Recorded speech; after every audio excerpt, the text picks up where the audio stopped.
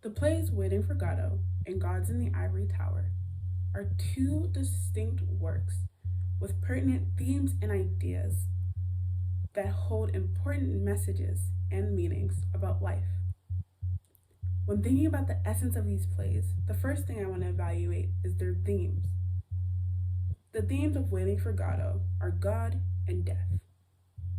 This play examines existentialism by diving into the question of life's purpose. Throughout the play, Vladimir and Estragon live day by day, entertaining themselves with meaningless banter while waiting for something to come. As the audience, we wait to see if God will show himself to them or if they will die first.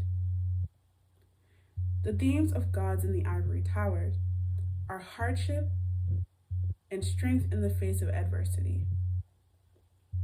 This play focuses on the plights of minorities as they try to become educated and go against the status quo. In this play, we follow Ingwa as he seeks to live his life as his father dreamt for him. He is knocked down from where he hoped to be, but when his only two options are to climb higher or perish, his determination and strength allow him to make it to the top. The major difference between these plays is that Waiting for Godot gives a pessimistic undertone, while Gods in the Ivory Towers is hopeful.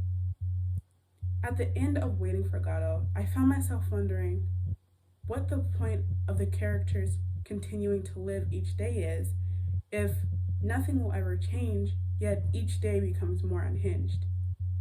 However, at the end of Gods in the Ivory Towers, I was happy to read that Ngwa makes it to the top of Garena, despite the odds being against him. These plays are similar in the way they include godlike figures. The audience never meets Godot's character in the play, but Vladimir and Estragon assume that Patso is him.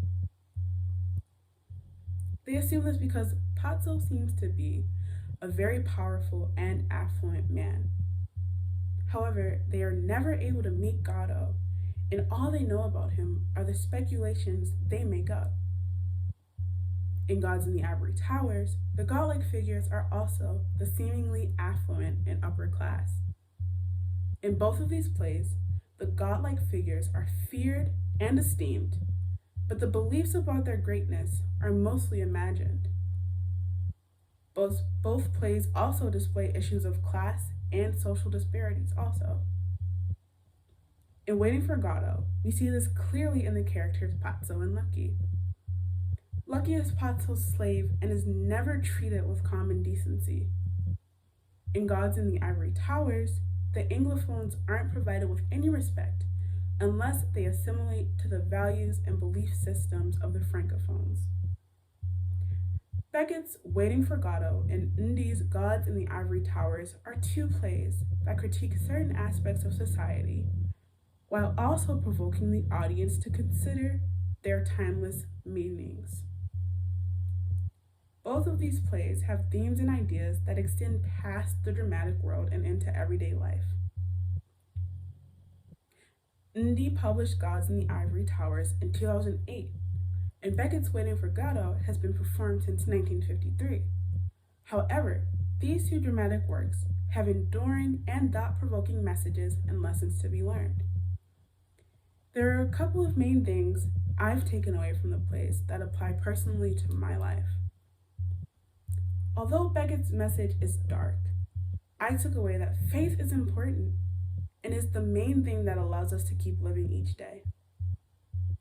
Although we may never know what the true purpose of life is, it's important to fill our time on earth with friendship and love and to create our own meaning in daily routines.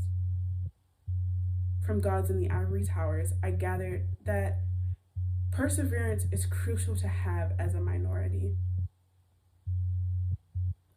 As a Black college student, I am already beginning to go against the stigma and expectations the world has for me.